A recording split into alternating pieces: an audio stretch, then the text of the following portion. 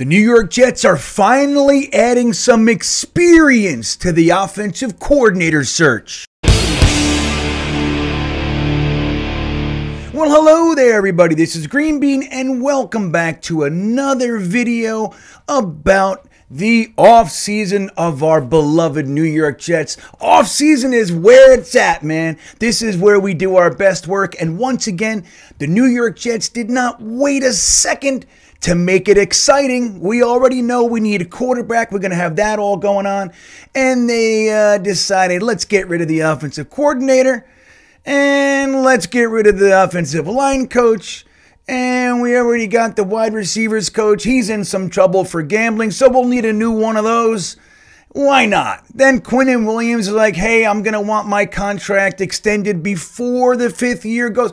Right? We got it all going on. Well, the New York Jets said that they're going to cast a wide net.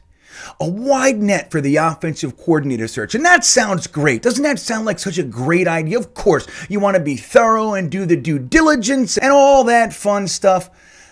But it could be a little bit of, spinning your wheels in directions that you might not need to be spinning them in. For example, what are we going to the Patriots and talking to their tight end coach for?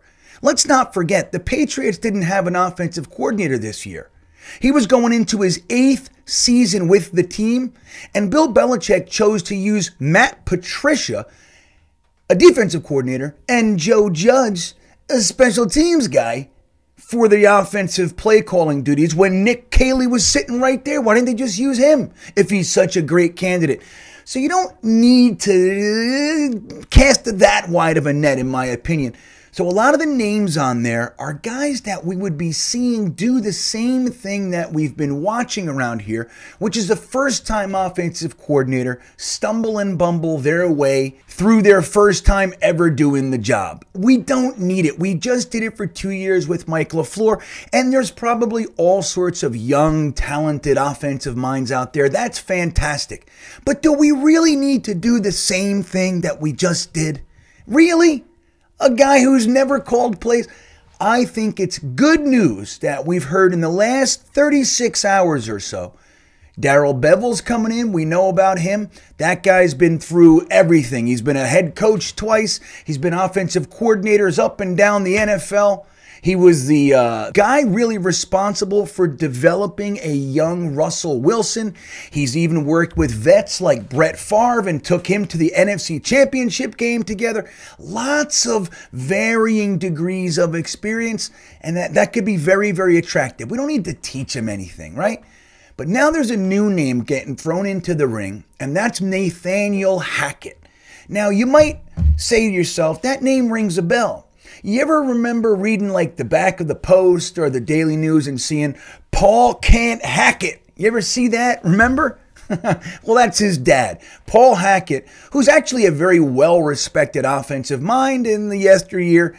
He was our offensive coordinator under Herm Edwards, and we didn't like him so much. We didn't like Paul Hackett very much, but Nathaniel Hackett is pretty interesting. And his most recent excursion in the NFL, it didn't go so well. He was the head coach of the Denver Broncos after they made that huge trade for Russell Wilson, and it didn't work out. He was actually fired before the end of his first season. Now, there's lots of reasons for that, right? But let's just say this. He didn't do a very good job as a head coach.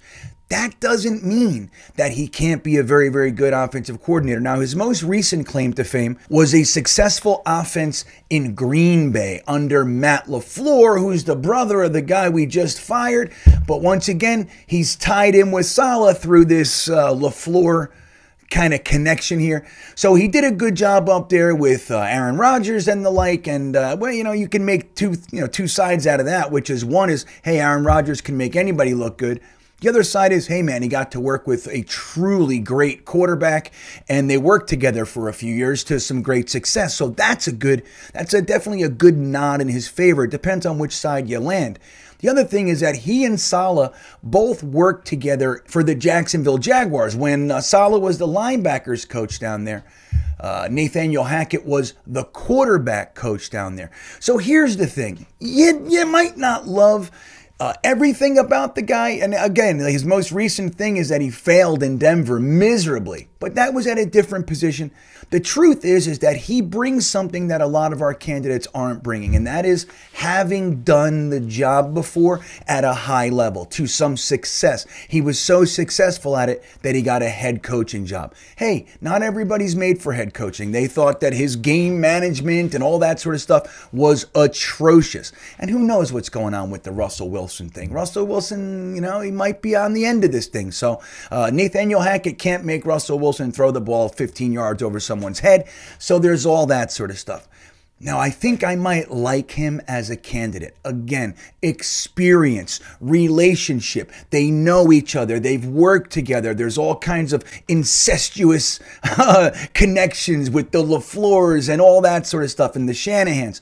So it could be a good move, guys. Let me know what you think. Bevell, Hackett, I think we're going in the right direction there. Maybe even a Monken will get thrown in the list. Somebody who's been there and done that would bode well for our young New York Jets. Let me know what you think. Hackett on your list? Do you like Bevell, or maybe you want a new guy? Let me know what you think in the comments. With that all said, have a great day, everybody. And as always, go Jets.